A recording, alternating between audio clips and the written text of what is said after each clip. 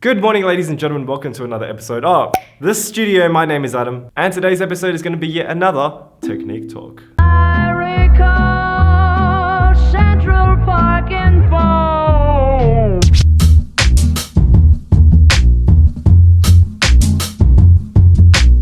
Not the shame.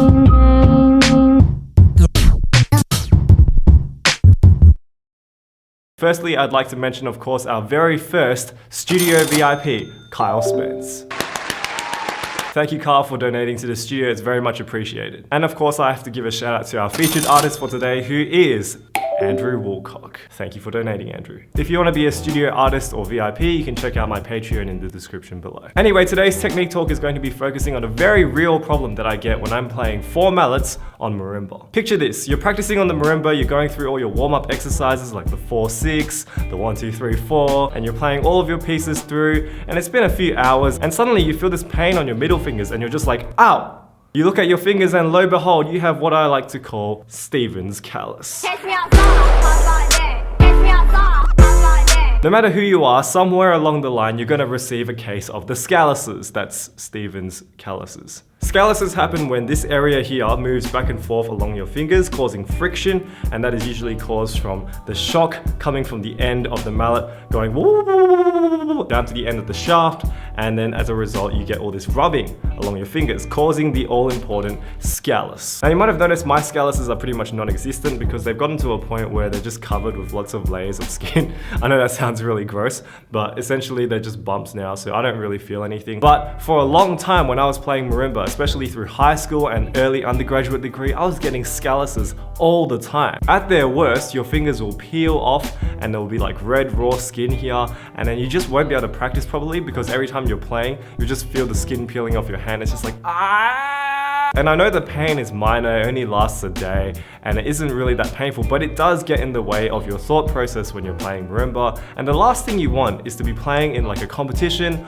or a concert and having to worry about a scallus. When I tell people about scalluses, the first thing a lot of people say is, Adam, your technique just sucks. If you were better at playing marimba, you wouldn't get scalluses. And what I say to that is, firstly, even if you have the most flawless marimba technique, even if you have the best Stephen's grip in the world, you're still gonna get scalluses. It's just that by then you would have built up a resistance to scalluses. And the second point which comes from that is, if you're just starting to learn Stephen's grip, or you're just getting familiar with Stephen's grip and you want to develop and build that technique, the last thing you want is to get scalluses. But inevitably you will get scalluses because you're still learning to loosen the technique, and it's really discouraging for anyone to consistently get these massive blisters on their fingers. Another method that people usually resort to when trying to reduce the chance of scalluses is using mallet tape. Now, using mallet tape does work to a degree. It does make it a lot easier to not get calluses because it's not rubbing on a rough surface, it's rubbing on something a little bit smoother, but it's still gonna happen because tape doesn't really have that much of a shock absorbing property. It does absorb some shock, but not enough to stop scalluses from happening. Also, as you continue to use tape, it does start to get rougher and rougher because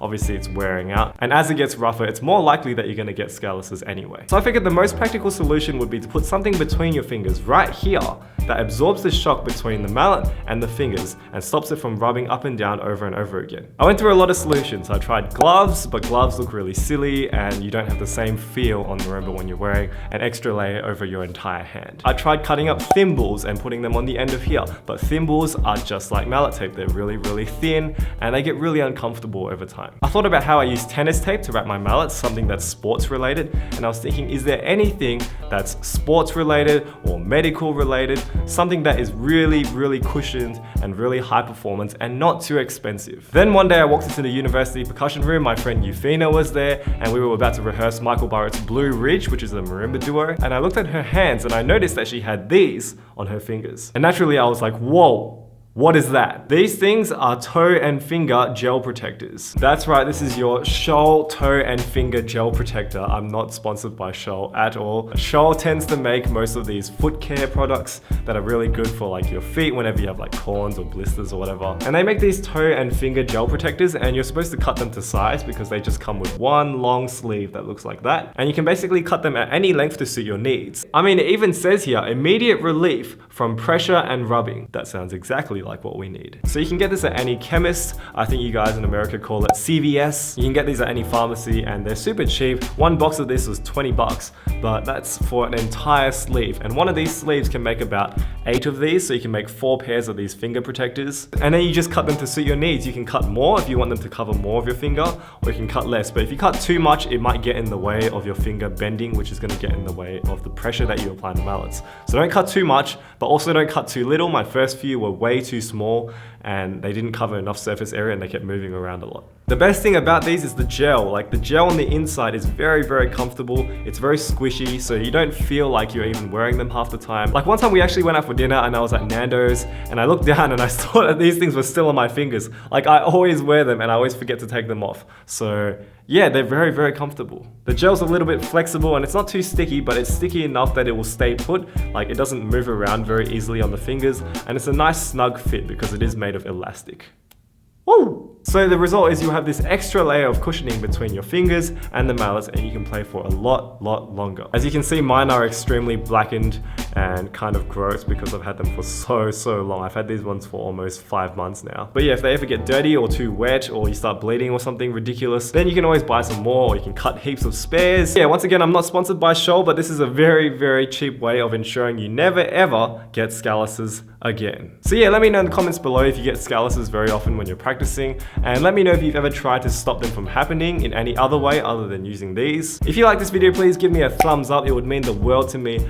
I really appreciate the support. Once again, thank you so much for 1,000 subscribers. I think we're nearly at 1,200 now, which is ridiculous. Speaking of 1,000 subscribers, I'm going to draw the first winner of our studio giveaway. So I have a list here of 75 people who've entered the giveaway so far as of the day that we've started filming, and basically I'm going to generate a number between 1 to 75, and whoever's number comes up, they win. So here we go. Random number generator, 1 to 75. I'm gonna be hitting the generate button right now. Ready? 1 to 75.